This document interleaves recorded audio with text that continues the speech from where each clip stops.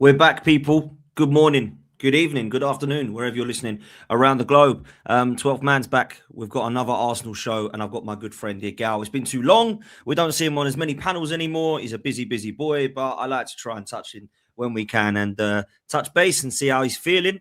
Egal's normally very positive. Egal's normally very happy, and Egal's normally very optimistic. So I expect to hear nothing less. However, there's a few concerns in the Arsenal fan base at the moment. We're going to discuss what they are in terms of injuries and some pressure that Manchester City are putting on us.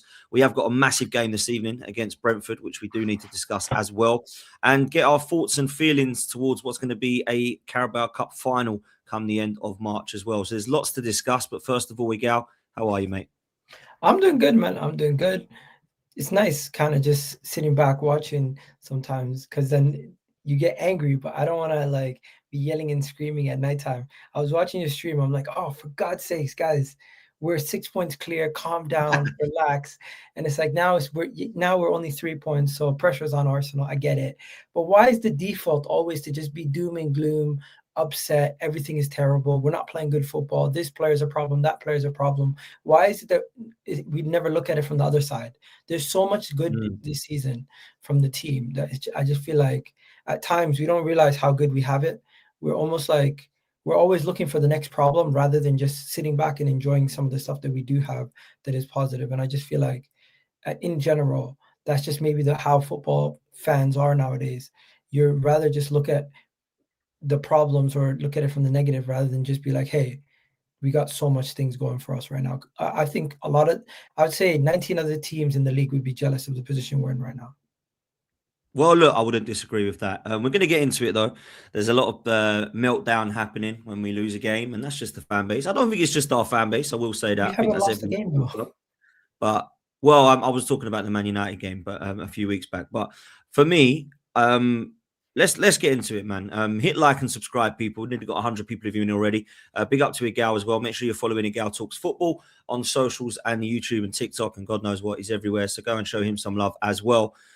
Make sure you're showing okjersey.com some love as well. The link is in the description and it's pinned to the message in this live chat as well. All you've got to do is click that link and use the code 12man. You'll get 8% off of any Arsenal shirt or any shirt around the globe. World Cup shirts are out now as well. Egal's got my favourite away shirt on, which is the Bruised Banana kit. You can get that one with anybody on the back as well from that era, Rocky, Righty, whoever you want.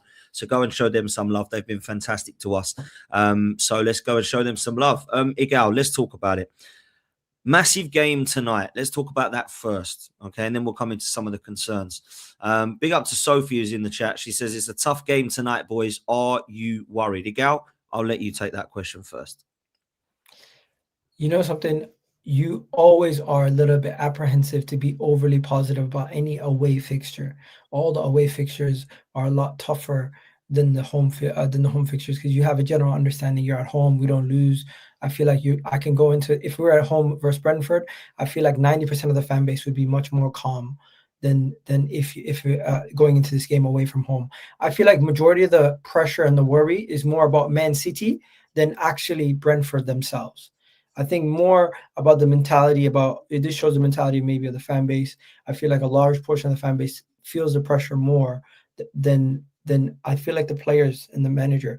I feel like the player and the managers have isolated themselves so well where they don't think about other teams. They just focus on themselves, where I feel like as a fan base, we need to do that. I'm not too worried. I'm confident we can go out there and win because I even looked back at our away performance last year where we won 3-1. You know who we had in the starting 11 in that game? We had Ethan starting. We had Martinelli and Jesus starting up front.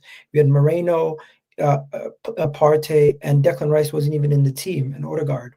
So it's like I'm looking back and I'm saying to myself, we beat them 3-1 with this team, and we have a much better team now, and guys are going into this game concerned. It has to be just because of Man City breathing down our necks, and it's surely not because of Brentford being this amazing team. Now, I'm not disrespecting Do you Brentford. respect, though, just quickly, sorry to cut you, do you respect, though, that Brentford have been impressive this season? 7th, Igor Thiago, the top scorer, other than Haaland. They've been very good under Keith Andrews. They're definitely set-piece FC, just like people say we are. Well, they really are. They've done fantastic with their set pieces, and they're a hard team to beat. Do you think this is going to be a tough game? I do think any game against any team away from home is tough, but Brentford specifically, because of their set piece threat, it does add an element that we don't have to face on a weekly basis. They are much better than majority of teams at set pieces, and we have been got at by a couple of teams from set pieces this season. So you're always going to have a level of caution. But I'm not too concerned about Brentford simply because we know the magnitude of this game and we know what we have to do. We defensively, we're one of the best teams. I went away to Chelsea and at home versus Aston Villa without Gabriel and Saliba, so I'm quite confident. Sorry, away to what do you call it? Without Gabriel and Saliba. I think those are bigger misses than some of the attacking players that we're missing, and it showed. We dropped points to Chelsea. We dropped points to Aston Villa, but I think with our defense being solid, we can get through with the attacking players we have to our disposal. Look, I think there's a lot of rival fans that are making this out to be a horrifically difficult game for Arsenal. It shouldn't be a difficult game tonight. Shouldn't be. It will be because that's just the Premier League. But when you look on paper, Arsenal are the better side. Arsenal are the favourites for it. Brentford know Arsenal are the favourites for it. They're going to go there with nothing to lose. But at the same time, Arsenal need to just show their quality and get through it. Now, there's a lot of rival fans that want us to lose today because they want a title race to go to the wire, which I think it will anyway, even if we win this game. But I do feel when there's a lot of rivals that will go, at Brentford, they're beating Arsenal. And they think, you don't actually think that. You're just hoping that. Do you know what I mean? Like, you genuinely don't think Brentford are going to win 2 or 3-0 tonight. But you just want them to so that it could be really exciting for the rivals. So I think there's a lot of rivals that don't support either Arsenal or City that are like, come on, Brentford, just please, let's just say that Brentford are going to win so that, you know, it then makes it exciting. I really don't think that's what they think. But they could win. They're a good side. So this is what they do. When we play first, we win. Oh, Man City's gonna win. It doesn't matter anyways. Just ignore. You don't see us sitting there saying Man City's gonna drop points every game. Right now, what I noticed is because we're up top, they're trying to apply more pressure to make this title race more interesting, and that's really what it is. Rival fans, haters, they're gonna all sit there hoping for our demise. If we score the first goal or we score a second goal, they're gonna all tune out. But yeah, the main concern for me is if the players feel that kind of concerns or worries going into any game. They shouldn't. They should be able to isolate themselves away from this. And that's why I'm confident, because I've seen us go to Brentford with much weaker sides, bro. Much weaker sides.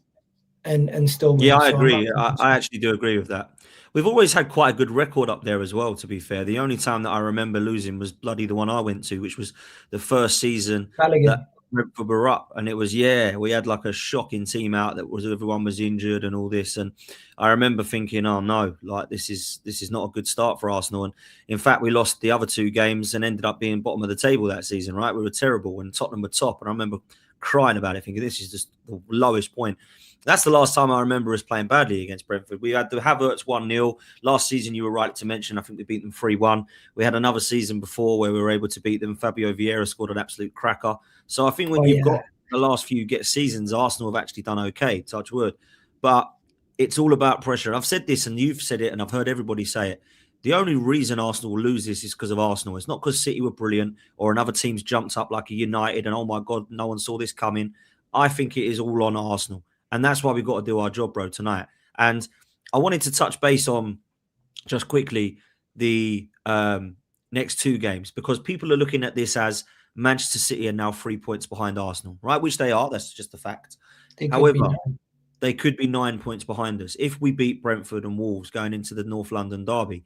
No one's really talking about that because it doesn't suit the narrative of, oh, Arsenal could get close here. I've done a whole video on it. Yeah, I've done a whole video on it, Dan, and people are like, "Why? You're an idiot. You're doing a video on games in hand. Like we don't know this." I'm like, nobody's talking about it. You got to get the points on the board, man. It's fair. You got to get the points on the board. I think that Wolves game being rescheduled by the Premier League or whoever rescheduled it at that time is very interesting because it now makes Man City perk up a little bit and pay more attention to us. Because I know they always needed us to drop points. But now, if we go and win our next 2 games, it will be a 9-point gap. And every game week that we play ahead of them, it could potentially be a 12-point gap if we keep on winning. That's a big if, of course. But on their end, who's to say they're going to keep on winning either? I'm watching some of these Man City games. It looks like they're just surviving. Where when I watch an Arsenal game, although it can be nervy at times, 90% of the time I feel like we're fully in control of the game. Where I look at Man City, I don't feel like they're ever really fully in control of a game. It seems like it's sometimes a basketball game. Yeah, I mean, look, I'll be real with you. I still think Man City are dropping points. To caveat that, I still think Arsenal are dropping points.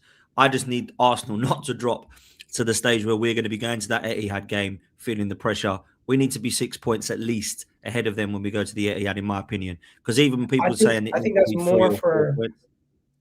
I think that's more Well, for the comfortability of the fans and to try to kill the Man City players' confidence because they're gaining confidence off their win versus Fulham and they're gaining confidence off their win versus Liverpool. Their draw versus Tottenham should have killed a little bit of their confidence, but what did it do? It galvanized them against the referees. It galvanized them to make it seem like they have somebody's against them, and I don't know. I don't know what what to do you mean? think What do you about. mean by galvanised against the referees? Go on, explain what you They mean by they that. felt aggrieved by refereeing decisions, so they felt like they didn't lose or drop points because of themselves. They felt like the circumstance made them drop the points, and it seems like the whole team is getting behind each other, saying, "You know what, we're good enough to do it." And every time they win, they might gain a little bit more confidence. It's really on us to just keep winning our games until we face them in the League Cup, and if they drop points, their heads might drop a little bit, and if we beat them in the cup, their heads might drop. But until then, we have to be perfect. I understand that. I'm not sitting here saying we're going to guarantee every win. We have to be perfect. And that in itself has Arsenal fans nervous because we do see a team that's been great all season, but the margin for error is so small that it will have you nervous. And I understand that. And I sometimes get nervous myself, but I'm telling everyone calm down because it doesn't help when you're in a strong position to be nervy. The team that's behind you should be the nervous ones in the case that they drop points. In the So case that let they me ask select. you then, because you said the other night you watched the show. I saw you in the chat. Big up for that, bro. I appreciate your support on the channel. Always have done. You heard Christian and you heard D and you heard Shane and you heard DJ and you heard ourselves and everyone was on the panel. It was a big panel. You said that you thought everyone just needed to calm down. What do you mean by that? What are we arguing about? How we're playing football and if we play attractive football or not? I seen forget his name, Irish guy saying something to Christian about do Shane, we yeah. play good football? I'm like, what's the point? What's the point of mentioning it when we can just focus on us winning games? Really and truly, I don't think anyone really cares how we play as long as we win. I think, in my opinion, 90% of the time we're arguing over stuff that is minuscule compared to the actual problems that we've used to have. And it's almost like third world problems at this point. Sorry, first world problems at this point, rather than third world problems. Some people are worrying about big issues about who's gonna play left back, center back, striker for them. We're just arguing about which 10 we want in our starting 11. Look, I'll be real with you. I think the question that Christian posed was that we do play the best football in the league because we're top. Now, Shane was basically saying I disagree with that, but actually, I don't think it matters. I just I want to agree. win. I don't care if we do or don't play the best football. I just want to get across the line and win trophies. So if you say to me that we play the deadest football in the league, but it wins games, I really don't care if we're lifting trophies. The problem you've got, Egal, is if we do play a boring sense of football, which I'm not saying we do, but if people do genuinely, the general consensus is that Arsenal don't really play attractive football, even though I think we have done in this season in games, you have to win if you don't play like that. Because otherwise, you don't turn. If you want to be Conte or Jose or Simeone playing that way, you've got to win. Otherwise, you play that way and don't win, and you end up being the likes of David Moyes and Tony Pulis and all that banter. So we have to win playing this way if we're going to. One My second. I opinion. don't think Arsenal's boring. I think our opponents are scared to get embarrassed. So they set up in a way where we have a boring game. They don't open up, they don't attack us, they don't go at us. You've seen from games that we've played this season when teams open up how they get how it can become a game where they're dead and buried quick. In 20 minutes they can get dead and buried. I think 90% of the teams in the Premier League, when they play against us, they set up defensively. Do And you it's genuinely think Arsenal that and it's rivals are scared Arsenal. of us? It's Do you Arsenal who's genuinely think that? criticized when Man City's taking off Erling Haaland after 70 minutes. When have you ever seen Man City take off Erling Haaland when they need a goal? Mm. But do Doesn't you happen. genuinely think rivals are scared of Arsenal? Do you think that? Do you think they go Forget into about these games? rivals. The Premier League in a whole is taking a very cautious approach when they play Arsenal compared to when they play other teams. I see some games from other teams. I'm like, they play they don't play this defensive when they're facing Man United. They don't play this defensive when they're playing Chelsea. They don't play this defensive when they're facing Liverpool. It's actual tactic to try to slow us down because they know we're the best. They know we have options off the bench that can change the game also. And I personally just believe that is the main reason why our games are viewed as boring in the Premier League. And I don't think many people actually analyze it that way. Okay. Well, look, I don't think that there's as many teams that are scared of Arsenal. I think they're wary that we can beat them with amount of weapons, not just set pieces. I think that's part of our game, not the only part of our game. I disagree with people that say that Arsenal only score corners because it's factually incorrect. But I do think that teams will come and not fear us as such because they're kind of on paper. So Brentford, for example, tonight, if they lose, they're not going to go, our season's done. We're rubbish. We're screwed. So I think sometimes that's a little bit more dangerous because they're like, we ain't got anything to lose here, boys. We've got a brilliant striker up top. We win a lot of penalties. We're great with set pieces. I think we can hurt them. Michael Cody's got a long throw. So I think they'll look at it in that respect. I don't think they'll think just everyone behind the boy peeps because we ain't got a chance against this lot. They can blitz us. I don't know if they do that. When Maybe they came do. to the Emirates, how did they set up? They benched some of their heavy hitters. A little bit different at the Emirates, though. They played defensive. Okay. Would you agree? A little bit different at the Emirates. Like I'd agree. I think when you go to Brentford, it's definitely different than going to the Emirates. Their game plan.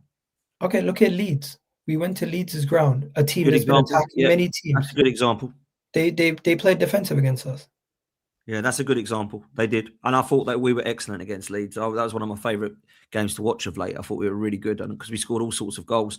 But don't get me wrong, you can still try to play attractive football and do whatever you can. But I do think one of the main reasons why we see such a dramatic difference between how we perform in the Premier League and how we perform in Europe is because of how the teams in the Premier League set up against us with the physicality and the strength and how they play compared to when we played Inter or Atletico Madrid. You can't tell me what we did versus Bayern, Inter, and Atletico Madrid is one thing, and then how we play in the Premier League is a dramatic difference. Would you agree though? Would you agree though that there is already a blueprint of how to beat Arsenal, and I don't think people have realised it as much because I think if you set up in a mid block, you can get something against Arsenal. That's just my opinion. You might disagree. If you sit in a low block, you probably pick up a point if you're lucky. If you go toe-to-toe with players that don't have the quality that Arsenal do, you'll lose the game.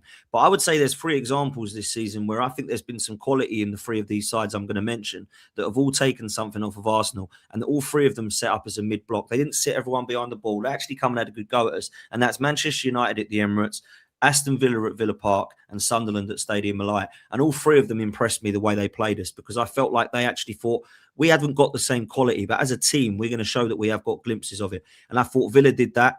Luckily, in the last minute, okay, it can go our way or their way, but it went their way. I thought Manchester United were really good against Arsenal at the Emirates. I had to hold my hands up and say I did not expect that, did not see that coming. They used their quality, Dorgu, Weldy, absolute Weldy from Cunha. Couldn't do nothing about that. And Sunderland, to be fair, as much as I was pissed off, I thought they deserved a draw against us. I thought they were very, very good and very impressive. And I thought all 3 of those teams set up similarly. The only game that I felt like we officially lost beginning to end and we were not good enough was the actual Man United game. When I look back at the Sunderland game, I say to myself, we were in a winning position. We threw it away at the end. That's more on us messing it up. I don't view the defeats the same way. The Aston Villa game, we threw it away at the end. I don't feel like it's the same as the Man United game. I felt like the Man United game is probably the one game I can say they went at us and forced us into errors. Where this game specifically versus Sunderland and Aston Villa, lapse in concentration late in the game, human error from Gabriel and Raya cost us in those games. And I'm not even going to look at excuses about injuries. I'm just saying I feel like they're in different brackets. I don't think it's, they set up a low block and they went at us. I just think we were just vulnerable and made a silly mistake late in the game in 2 of those games. And one of the games where they actually went at us and from beginning to end they were better than us was probably the Man United game. I agree. I thought Manchester United were very good against us. And look, Sunderland and Villa could have gone either way. But my point is the way they set up was quite similarly to Manchester United, as they actually didn't all sit behind the ball and try and get a point. And I think that's what a lot of teams have done. So I would say that there is potentially a blueprint that people aren't aware of. One thing they haven't been able to do yet, all I 19 don't think teams, there is is a go out. blueprint because we can play different ways, Oh, Dan. I think I think this Arsenal team's capable of sitting back and countering, like we did against Chelsea. I think this team is capable of attacking you from beginning to end and just blitzing you and beating you, like we've done against certain teams in the past. And I also do think we can win close games, but I don't. The only thing I don't think we can do is win a shootout. I don't think teams have actually scored too many goals against us because our defense is so strong. But if we concede 3 or 4 goals, I doubt we're going to win that game because we don't score enough goals to win those kind of well, games. we haven't conceded 3 goals from the Man United game since Luton 3 years ago. My So we point, don't my point concede many. exactly. So Yeah, we don't concede I many think the goals. fact that we don't concede too many goals, the only way, the only method to try to beat us is if you try to get into a shootout and beat us in a Mm, shootout. But we don't really get into shootouts because mm. teams are afraid to attack us. Well, we've kept 21 clean sheets in 38 or 39 games it is now. So that's impressive. Our defence is what's going to win us the trophies this season. It's not going to be our attack because, let's be real, it's pretty pitiful, really. But when you look at what we've done as a whole, defensively and midfield with Rice and Zubimendi, that's what's going to win it. Let's move on quickly to the injuries before we come to the team lineup and prediction for tonight's game. I want to talk about Kai Havertz, Mikel Merino, Saka, Erdegaard. There's some injuries at the moment. Some we Moreno, man. believe are coming back. What's the situation with 2 players I'm going to mention? Kai Havertz and Bukayo Saka. Now, let me just make this statement. This is not my 100% opinion, but it's a little bit my opinion. This is a lot of the majority of the fan base I'm hearing. The manager has ruined Havertz and Saka due to overplaying them both, and their injuries will not allow them to come back the same players. What do you make of that statement? Do you think that's fair, or do you think it's harsh? How about this? Have you maybe thought that the manager and the club are protecting the players because they've previously overplayed them, and this season they're taking more of an effort to try to make sure if anything goes wrong, they get those players straight out of the team? Okay, so let me stop you there then, because you might have just stumbled across without knowing. You might have just screwed yourself a bit. You've just admitted that he did overplay them both. Then, Yeah, previously he definitely overplayed okay. them. So you do think that Especially he's especially last responsible for the season injuries? You do especially think he's last responsible? season, especially sorry, Dan, especially last season when we had no players available, he was playing them consistently. Havertz was one of the guys who was playing 2 legs of the League Cup semi 2 legs of the League Cup semi versus Newcastle, plus all the league games before he got injured. I do think he definitely overplayed guys at times because we did not have the squad depth that we have now. But now that we have the squad depth that we have, I do feel like whenever there's even a small risk, he takes those players out. We've seen it with games like Liverpool taking Saliba out, other games where he's just taking players out of the team. Saka versus Leeds, he just took him out before the game even started because he had a risk. They don't risk it anymore. In the past, I felt like players would have to play even if they were slightly injured because we didn't have the options off the bench to make a difference if they or to come off the bench even if the player was injured in the warm up. We would really be risking it if one player got injured. Now we have 4 players out injured and we're still winning games comfortably because of the quality of the depth. So he can afford to have players sit out for longer times to make sure that they're 100% ready for the business end of the season come April, May. Okay. Listen, big up to everyone in the chat. Make sure you hit like and subscribe, and make sure you're following Egal. Please keep it respectful. Yeah, there's people having a pop at me, people having a pop at Egal. It's football. Me and Egal are friends. Yeah, come on, let's calm. We all want Arsenal to win. Anyway, look, I agree with what you're saying about the fact that now we're not overplaying players. I do think that's the case. I do think there's a couple that I'm concerned about, question marks about. I don't know if they are in the red zone. I'm not a fitness coach, but Rice and Timber have played a lot of football, in my opinion, this season. I don't think Saliba's looked quite right in the last few games, and people are suggesting he's carrying a knock. I really like his season so far, so I'm not too sure on that one. But there are a couple of players that have played quite a lot. I want to concentrate just on Havertz and Saka just for now. Gabriel got exactly the same injury, but it's a completely different position. He doesn't need that explosive pace. He doesn't need that dribbling quality, that flair. It's a completely different scenario. But with Havertz and Saka, they have both struggled for different reasons. I think Kai Havertz has struggled to keep fit. I think we've seen that. I think he has actually improved this when he's come back, but I think it's been hard for him to get a run of games. With Saka, he's got a lot of stick and a lot of abuse, as he always gets, because he's got quite a lot of disrespect, in my opinion, and he gets quite a lot of stick. But he hasn't had the best of seasons. Do you think that is down to the injury and him coming back and struggling with that? Do you think he's just having an off season? Or do you think actually he's been very good and people aren't talking enough about it and they're just digging? Because he's got 4 goals and a couple of assists in 22 games, I think it is. That's not Bukayo Saka. That's not a great season for him. I think it's really down to the fact that they got Nani Madueke and they have options that they're basically saying, Saka, we don't want you playing every other game. We don't want you playing every game. This Premier League game, you rest even though you're okay. This Champions League game, you rest because even though you're okay. Where in the past, he would play every single Champions League phase game. He would play every single league game when he's available. Saka was playing every game consistently for, 2 years or something? I forget exactly how long it was that he was playing every game. So without you playing every game, there is going to be a dip in your overall numbers. If you look at his performances per 90, yeah, it might have gone down slightly, but even then, I still think he's a great player when he plays, and he has had performances this season. For example, Wolves at home, no goal, no assists, but still man of the match for me, in my opinion. Fulham this season, no goal, no assists, still man of the match this season. He can have games where he impacts the performance and is one of the best players on the pitch without getting a goal and assist. I think Bukayo Saka's season is slightly going underrated because he might not have the numbers of his past couple of years, but his overall impact has just been as good when he is on the pitch. Do you agree with this comment from Fruity Bants? He says Saka was rushed back and he's not performed to the level of 18 months ago. Do you think that's fair, or do you think he wasn't rushed back? Because I've got to be honest, I don't know if this is true or not, but I've not seen the same Saka since the injury, mate. The thing is, when he was performing versus Real Madrid in that what was it, quarterfinal, none of you guys were saying Saka's poor. You guys were saying, you know what, smart. We brought him back. He's here. He's arrived, and he's helped us get through to the next round of the Champions League. And you want to know something? The only person who really stepped up in that and actually got us a goal versus PSG was Saka. So when you guys said that the league was done and buried, why did we even care about his league performances at the end of last season when the league was done? Liverpool already won it. Focus on the Champions League.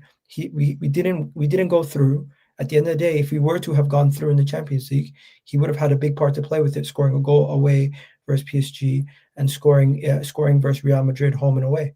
But hey, I personally just think Saka and the injuries and everything else that everyone wants to talk about, his injury that he currently has, if I'm not mistaken, is a different injury from what he previously had. He picked up a knock versus Leeds that had nothing to do with his previous injury.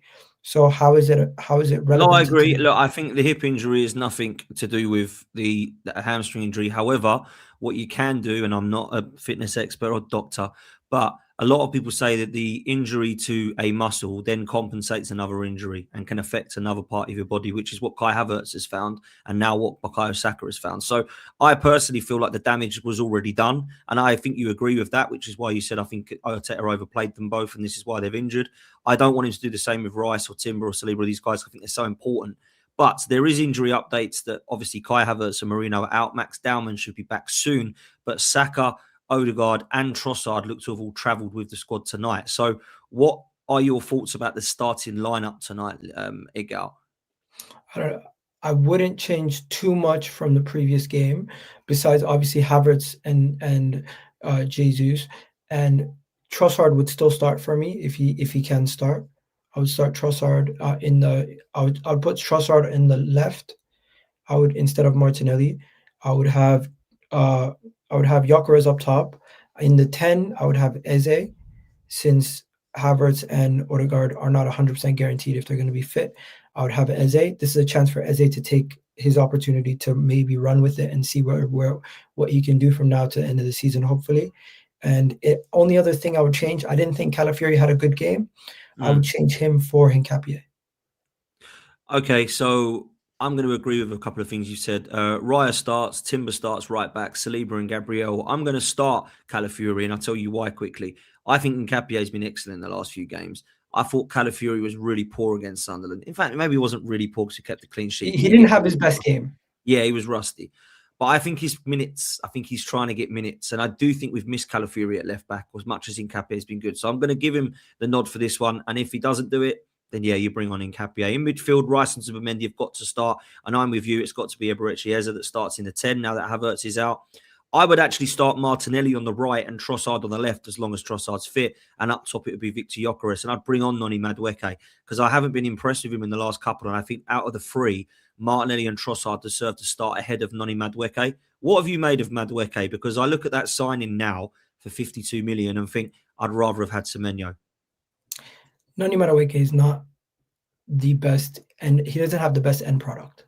That's pretty much it. I feel like he's great when it comes to dribbling at times, getting past players, but overall, I just feel like his end product is what's letting him down. If he could just improve his end product, he would be such a good player. But I don't think he's ever going to change his end product.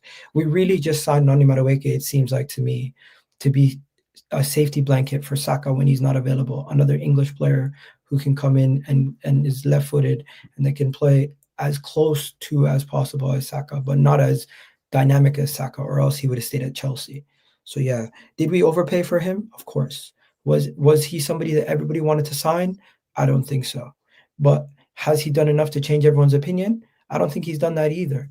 What he is right now is literally just security in the case that Saka is not available, a like-for-like replacement. And when Saka is available, he's somebody who can come into the game and give Saka some rest when we're up or when we need another person to come in and play on the right. That's really what he is. And the reason why they paid 50 million, I don't think we all know the breakdown of the whole transfer. But the main reason why I heard the deal is that much money is because Chelsea agreed like a very favorable breakdown of the transfer fee over years for Arsenal. So it's broken down in a way where it's so favorable to Arsenal that they then allowed the deal to be more to be the full price of 51 million. Or whatever. Okay, look, I think it's a lot of money, and I'm not sure that I've been massively impressed with him. I think he's very good one-on-one, but I think his output needs to improve. If he can improve that, he'd be an excellent winger. But unfortunately, right now, I've not been massively impressed. Thought he was good against Leeds. Hopefully, he has another good game against Brentford because I think he will start tonight. And we'll go from there. Let me just touch very One quickly. thing I will say is though, it doesn't. We know he's a backup.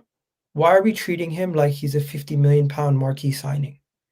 Okay, People, so I don't think they are treating him as a marquee signing, no, but they the are way that treating him he's as a 50 covered, million signing. people cover him as if he's a marquee signing and he's a disgrace. Like we need to relax. We but asked for squad think depth. you can. No, I think Dan, what they're doing is they're respond. saying, go on. We asked for squad depth, but then we criticize when we sign squad depth. Not all your squad players are going to be the exact same quality. Not all your squad players are going to be of that level. As much as we criticize all our players, Nani Madueke this season has the same output as Doku, and Doku's Man City one of their starters. So let me come back to you on that then, because I agree with you. I don't think Doku's trash, by the way. I always have. But when I look at Madueke, I don't think we're questioning him the squad depth. I think what we're doing is we're questioning his current form and the price we paid for him. So I don't really care about the price we paid for him. That's not something that I care about. What I care about is his performances at the moment, and I don't think he's shown enough consistency to say, do you know what, Saka, go have a rest. I feel like I'm wanting to bring Saka back into the team. Into the fact where, in fact, I'm saying if Saka ain't there, I'd rather have played Nwaneri or Martinelli out on the right because Madueke is not really offering me much at the moment. Which leads me to my next question. Ethan Nwaneri. I said we shouldn't have got rid of him. I stand by it. And now we're starting to see players go down. Odegaard not 100% fit, although he's probably back now. Havertz out for a while. Marino out for the season. Ethan now out on loan. We've literally got Eze and that's it. This is why I would not have got rid of Ethan Nwaneri. Do you agree now? Personally, for me, I just look at it as they think this is the best for his development, and that's why they didn't put a return clause. With De Zerbi being there, them speaking with Marseille, they thought De Zerbi was going to be there longer. It's very unfortunate that De Zerbi is now sacked or resigned, and he's probably going to come back here, or come back to the Premier League and play manage Tottenham or something. Imagine he manages Tottenham against us the next game they play. That would be annoying. But I think Arsenal may be messed up not putting a return clause, because in the case that we did have an injury crisis, or in the case that he's not getting game time over there, we should have a clause where we can bring him back. But even then, It's just for his development. I don't think he's going to get much game time here. I know Moreno got injured. I know Havertz is currently injured. I know Odegaard is there, but I just don't think he's going to get enough game time from now to the end of the season at Arsenal. And maybe Marseille's development will help him out, because the French league is the closest league to the Premier League when it comes to physicality. So he'll at least improve there with game time. He's not going to get enough game time at Arsenal. Even fully fit, if we need to win a game, I don't think the majority of Arsenal fans are picking Ethan to start. I'll make a wild opinion then, if you want. I'd rather play Ethan Nwaneri on the right than Madueke. I think they've made a vested interest to try to develop him as a central midfielder, and that's why they haven't done that this season. And that's why Dauman was playing on the right over him. That's another player I'd rather play ahead of Madueke at the moment. But when Dauman is back, he can also play on the right. But in my eyes, they've made a vested interest to develop him as a midfielder. Why slow down that development by pushing him out to the right? Look, I agree. I think Ethan is definitely a central midfielder attacking mind, but I would have kept him for the reasons I've suggested already about injuries. When you get players out, you then think, oh shit, where's Ethan? Oh, he's off on loan. I think we can call him back. But Noni's got 16 matches, 1 goal, 1 assist. We can. Oh, okay. Well, there we go then. So Noni's got 1 goal and 1 assist in 16 matches. Ethan Nwaneri got 10 goals last season and assists as a 17-year-old in Premier League games, Carabao Cup games, and Champions League games. I haven't seen enough from Noni Madueke. I'm not slating him. I'm not saying he's shite before everyone goes over the top. I'm just saying that at the moment I'm questioning whether he's good enough to be the backup that we wanted him to be, and whether Ethan Nwaneri should have been loaned out. So a lot of people are talking about Ethan and Lewis-Skelly and Max Dauman being fantastic, but we haven't seen enough of all 3 of them, to be fair, this season. Now, it's great because we've got squad depth, so I'm not saying that, but I do look at the long-term future and the short-term future of Lewis-Skelly and Ethan Nwaneri, and there would be fair justification to question where they fit in. Would that be fair, Egal? Personally, for me, I viewed it this way. Miles Lewis-Skelly right now needs to find a way back into the team. Max Dauman is so young that I'm not worried about his development yet. And then the whole reason why we sent Ethan on loan is to focus on his development so he can have a good season away and come back when we've maybe gotten rid of some of the players that we have currently that are in his way. Okay, that's fair. Big up to Nick, by the way. Hope you're well, bruv. Look, I'll be real with you, Egal. Do you feel like the fan base at the moment, we'll close on this, we'll get your prediction. Do you feel like the fan base at the moment have got fear and PTSD about Manchester City? Because I feel like we need to concentrate on our job and ignore what City are doing. But there's a lot of the fan base that are looking at what City are doing and saying, oh my God, they've just smashed Fulham. They look scarily good. They're coming for us. The Sharks are back. Rah, rah, rah. If we just keep our heads, surely we win this league. And that's the way I'm looking at it. Now, do I have the faith and the conviction that Arteta will keep his head with this team and we will lift trophies? I'm still yet to be convinced, and I've told you that for years. But surely this league is ours. There's a lot of shark emojis. We've seen them in the chat now. Do you feel this time Arsenal don't bottle it? I think with the squad depth that we have and the amount of answers we have across the squad, we should be able to weather the storm and win. Personally, anyone who's saying Man City is back, I view it different. I view it as Man City is not back, but they're surviving. They are surviving. Erling Haaland wasn't scoring goals left, right, and center. Semenyo's come in and looked great and rejuvenized them. Guehi's come in and improved their defense. They've got a shot in their arm with 2 players coming in and kick-starting their season and getting them back in form and ready to go. But Arsenal, as poor as people think we've been at times, we've not had a bad season. We've been really good, and we've been still one of the best teams across Europe in most aspects. So I'm not too concerned. I think the only reason why people are worried is because they don't trust the manager. A big portion of the fan base, they don't trust the manager because it's not the squad, it's not the team. It's really just their mistrust in the manager or past seasons where we've not won. I don't think it has anything to do with back in the day of Arsene Wenger.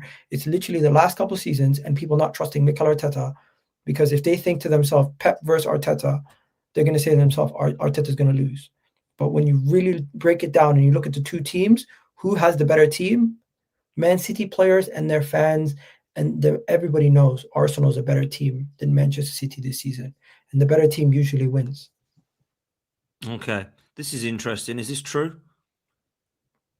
Haaland Apparently, is he out picked up injured. a knock, but it's not like he was even playing the last couple of weeks, anyways. Well, he hasn't been I great in mean, the I last mean, few games. obviously, I mean, he wasn't scoring goals like he was playing, but he scored his first goal versus Liverpool since January 7th in the league. No, that's interesting. I personally do But this feel guy's an like Man. alien. He'll get up and be okay the next week. Yeah, I agree. I personally do feel like Arsenal will drop points, and I feel like Manchester City will drop points. If we win all of our games, we've end on 95 points. We're probably able to drop another 2 or 3 games, in my opinion. But Manchester City, we hope drop more than that. And I'm with you. I still don't look at this City and think, wow, yet. But they've got the You're know-how now to jumping do it. ahead. 95 points. Forget about 95 points. This season, how many games are left that we need to win before we win the league? That's all I'm focused on. Because what we do after that, we'll see. Probably got to win 10 games or 9 games, I reckon, There's out of the 13 games left, 13. right? Yeah, yeah, 13 games left, currently 6-point gap. If we beat Man City, then we only need to win 10, right? yeah. I don't know. We'll have Yeah, to wait well, and see. 9 probably if we beat Man 9, City. 9. Yeah. So If we beat Man City, we have to win another 8 games, yeah, out of the 13. And let's that's just win our winnable. next 2 games. We'll Yeah, be 9 points clear. And I think that buffer of 9 points will give them more worry than it will give us confidence. Because yeah, to me, right now, my main focus is to kill the resolve of Man City and their players and their fans. Because some of their biggest fans know that this team is not a title winning side. Arsenal fans, we know what our team is capable of. Until we do it, no one will believe in us. And some of our own fans will not believe in the team or the manager until we do it. I personally believe this team is capable of doing it. I know you believe this team is capable of doing it. It's just time for them to yeah. show it. They've got to show it. Exactly. Let me bring We this win our super next 3 chat to you. games This is a versus nice segue. Brentford, Wolves, and Tottenham. I think that's one step closer to killing off Man City's hope. Yeah, I think if we win the next, I think it's 4 games, or is it 5? Yes, 5. So we've got Brentford, Wolves, Spurs, Chelsea, Brighton. If we come out of them with full points, I'll be like, I think we're doing it. I think we're doing it. If we start No, but dropping, I'm and we talking about don't the do, fact that we have 3 away trips. We're away to Brentford today. yeah, We're away to Wolves, Wolves, if I'm yeah, not and away to mistaken, Tottenham. and then we're away to Tottenham. Those 3 away games in a row are banana peels or whatever you call it. Banana Those are skins, more yeah. those are possibilities to slip up. Away performances have been where we've dropped the majority of our points this season. We win our next 3 away games. I'm 100% confident. Not only do we win the league, we will separate ourselves from Man City by a distance. But that's a lot to ask for. We need 3 wins in a row now. Okay. Okay. Let me bring this in from NetTweet. Big up to you, bro, for your super chat. I do appreciate you always. I'll let you answer this one, Egal, because NetTweet knows my thoughts on this. He said it's not all about this season, it's about learning from the past. Many fans in our stadiums are worse than goldfish, and they believe that Arteta can do it this year. But it's the same every year, aka insanity. Now, like, why That's this not year? true. My question. Why is it this year that we will do it? Talk to me about why he will do it this year. First of all, I think he's insulting the fan base that go to the stadium. I've been to a couple games this season, and the fans do feel nervy at times. You get the sense that there's nerves. You get the sense that it's like everyone's just kind of like trying to weather the storm sometimes, and you can sense, like, especially the Brighton game me and you were at, you can sense that from everybody that there was a level of nervousness late in the game that Brighton was going to get an equalizer to try to bring it back or something. But luckily we won that game. And if you can just bring up the super chat one more time. The Yeah, second sure. part, the goldfish, and Arteta can do it this year, but he couldn't do it previous. I never felt Arteta was a problem. I always felt the team lacked the quality to get us over the line. I never thought Arteta was a problem. I always viewed Arteta as one of the solutions on how to bridge the gap between the lack of quality between Arsenal and Man City, or Arsenal and other teams. We all seen how good that Real Madrid team was, and we dismantled them because of the tactics of the manager and the ability to raise the levels of certain individuals in the team and raise the level of the whole team. I don't think people sometimes realize that Arteta is not the problem that they think he is. He's actually the solution and the bridge between the gap in quality between Arsenal and Man City of a couple of years ago. Okay, he's come back next week. Big up to you, bro. He says, I've been balloted out by this new horrible ticketing system for 3 years now. There's a lot of people that have, bro. It's horrible, this system. Nice to know our existing support is so beneficial for City and Paul. Look, I know Netweed is not a believer. I know Netweed doesn't believe Arteta's the guy. That's absolutely fine. There's nothing wrong with that at all. He doesn't believe that he is. I hope Mikel Arteta does that with 2 or 3 trophies to everybody that doesn't believe, and then we can all be happy. Dan, I'm confused. Do you believe still? Say again? Do you still believe we're going to win the league? I think we'll win the league. Yeah, I think we'll win the league, but he better win the league. One second you're speaking like you believe we're going to do it. Next second you're speaking like so there's a difference with me, because what I believe, if you said to me, who do you think is going to win the league, Dan? I will say Arsenal, because I think we've got the best squad, and I think right now Manchester City, I don't think Manchester City of old, but I can't say that I'd put my house on it, because I'm still not 100% convinced that when it matters, we can get it across the line. And that's my only question mark with the team and the manager now. Have they got the winning mentality? They've got mentality to win games. They've got mentality to compete. They've got mentality to get into the deep stages of the majority of the competitions, which I truly think we'll do this season. But I've got to be honest with you, Egal, when I say I can't put my hat on it, because I haven't seen it yet. Do you understand that? Until I see it, I can't go, we're doing it. So I'll tell you this now, and I'll be absolutely serious with you. If we win this league, or we win this cup in this league, whatever it be, next season you'll see a different Dan Potts. I'll be like, we've done it now. Now we've got to go and do it again. I want to believe it now, because I've seen it. Until I believe it, I can't see it. Do you know what I'm saying? Like, I don't believe that, if I use another analogy, that something's going to happen until it's just happened to me. And I go, I can see it now. It just happened last week. It's probably going to happen again. And that's where I'm at, bro. So there's a lot of people that question, he doesn't believe this bloke. He don't believe. Well, show me. Show me it's real. And then I'll start to believe, actually, he might be right then. Do you know what I'm saying? So that's kind of where I'm at. Yeah. And I've never, ever said that Mikel Arteta is a shocking, disgraceful manager and needs to go downtown like some people do. He's clearly a good manager. He's put us in a very good position. Can he get us across the line? And I truly believe, and I know you don't want to talk about this, if he don't do it this season, there is only one outcome, and that's to go and find someone that can do it. So he needs to be the guy this season that does it and brings it across the line. Otherwise, that horrendous question is going to come up again. Do we keep him? Do we go? So who do you want? What are we doing? Where's the pro? What's the pro? I don't want all that crap. I want to win. I want to shove it in everyone's faces. And I want to say, here we go. Arsenal haven't just won a league. They've won a league and a League Cup. And they've got all the way in the other competitions as well.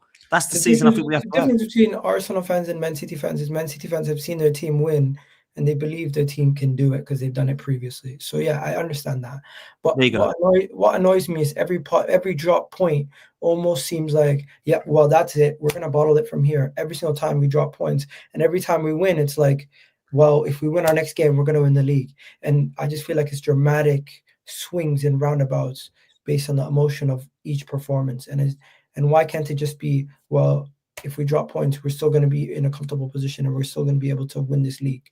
Well, Man City are behind us, and if they drop points, they still feel like they can win it because they have the confidence in their team. I feel like as a fan base, we just don't have enough confidence in our team. Look, I appreciate I agree. I think we're on different sides of the fence, you and I, and have been for quite some time.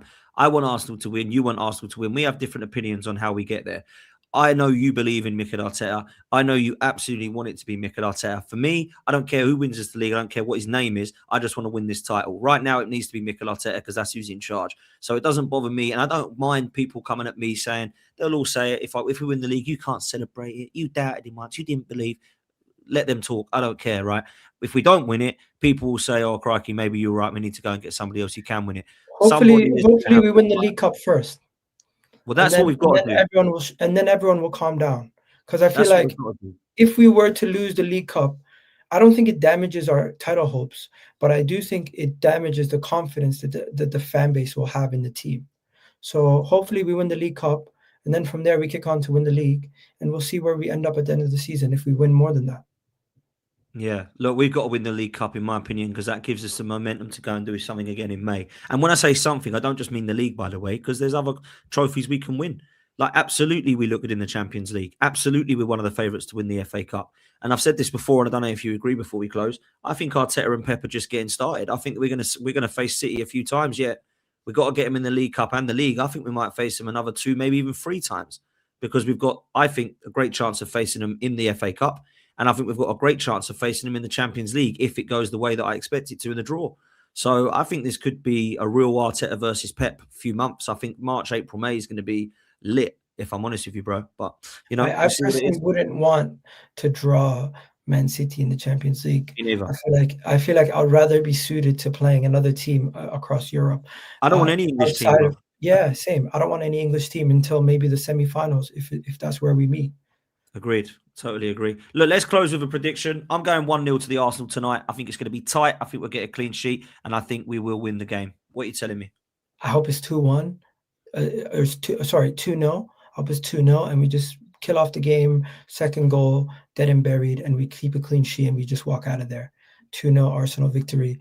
Feels a little bit more comfortable. If it's 1-0, it's going to be nervy till the end. I don't really want to feel nervy till the end. And I looked at Brentford's recent performance. They lost to Nottingham Forest, who's in a relegation candidate situation right now. So I would expect us to be able to get there and win. A lot of people going for draws. A lot of people going for Arsenal wins. No one going Why for are people going for draws? If you're an Arsenal fan, explain to me, why do you think we're going to draw? It's a good question. Tammy's an Arsenal fan with a draw. We've got Levy, Jay, who I think's an Arsenal fan. Rumble's gone for 2-0. Soph's a Newcastle fan. She's just played Brentford. She thinks they're a good side, so she thinks we'll slip up.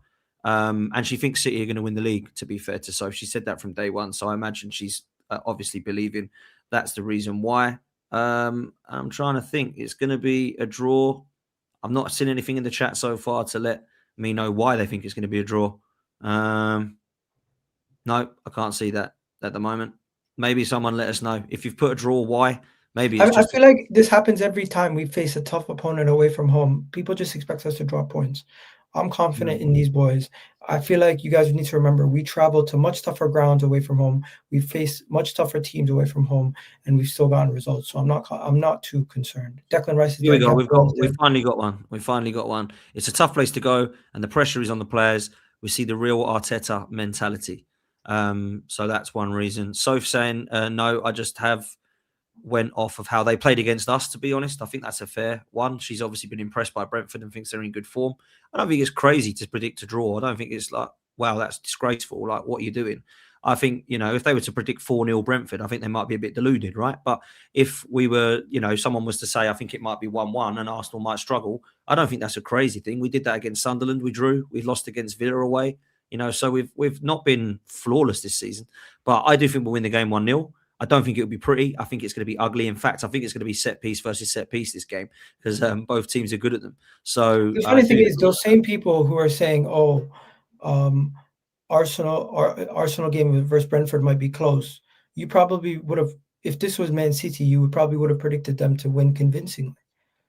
It's maybe just you don't rate how we perform in these games. Look, I thought we'd beat them at home convincingly. We did. I actually went for the right result there, but it is different at the Emirates. I think at their place it can be. But we've got good record at Brentford. We have in the last few games. Yeah. Literally, we've played them in the last 4 or 5 years. No, probably 5 or 6 years. I honestly think Man City's pressure is affecting the fan base a lot. Of course it is. Of course it is. Do you understand why that is, though? Do you understand why? 100%. And don't get me wrong, it affects everybody differently. Some people, it affects them to the point where it's like PTSD, they just think we're going to bottle it. Some people say, but I'm not sitting there watching last night's Man City game and saying to myself, oh my God, they're so good. I feel like sometimes we overrate Man City wins and we underrate Arsenal wins. When we win a game, we microanalyze every negative. When Man City win a game, we don't do that. We just see the scoreline and we say, wow, these guys are cooking. And that's, to me, where as a fan base, we need to just stop overanalyzing our games and stop overrating them. Let's just look at what we're doing and forget about these guys. I'm not even going to sit there and watch Man City games hoping they drop points anymore, because they need us to drop points. It's the other way around now. Roles are reversed. We were called losers sitting there on interviews talking about we want Tottenham to win or anybody else to win. Now they're sitting here talking about they want Brentford to win. They're going to be sitting there with their popcorn. Nah, mate, fuck them. Sorry for swearing, but I honestly, it No, annoys don't be me. sorry. I get it. Look, we do our job, and this doesn't matter. Like, this is the thing. We don't have to be looking in one eye over City. We win our games, we're going to be fine. We beat Manchester City when we go to the Etihad, in my opinion. Not sit back and try and get a draw. We absolutely go for it and beat them. That's what I want to be doing. Hopefully, by then we're still 6 points clear, or maybe even more. That's the hope, right? And the belief. But I think it's going to be a very interesting last few months, and I think we're going to see the mentality and the pressure, and see how we handle that mentality and pressure. And that's now why in the last few months, we're going to have to see the Arsenal that we haven't seen over the last few years, that had failed at every hurdle. We want to go and see us get across the line in every hurdle. So let's see how we get on. But look, Egal, it's a pleasure. It's always good bringing you on, mate. Thank you so much for your time. I'll be on yours later, around about 1:30, people. We're going to do a show, me and Egal. Oh, there's just another super chat come in. Let me get that before we close. People saying that Rodri's finished are morons. Rodri's improving every game. His passing is now sharp again. And the main thing is his fitness for 90 minutes. I actually agree. I think Rodri's a very good player. I do think the injury has affected him, but I don't think he's a finished, washed player now. I think that's harsh. And I think that he will show why he is good. I thought against Anfield, he was Liverpool at Anfield, he was excellent. And Bernardo Silva was as well. Look, they're looking good. Semenyo and Guerhi have been phenomenal signings in January. 2 signings I absolutely would love to see in Arsenal, mate, just so they couldn't get them. And I actually think we could have used both of them as well. But it is what it is. Egal, big up to you, man. Egal Talks Football. Make sure you're following him on all social media and YouTube, and I'll be back on his show later. Make sure you're following OK Jersey. Any name or number on the back. World Cup shirts are out now. Click on the link in the description or in the live chat pin message now. And we will see you next time, people. We're out of here. Laters.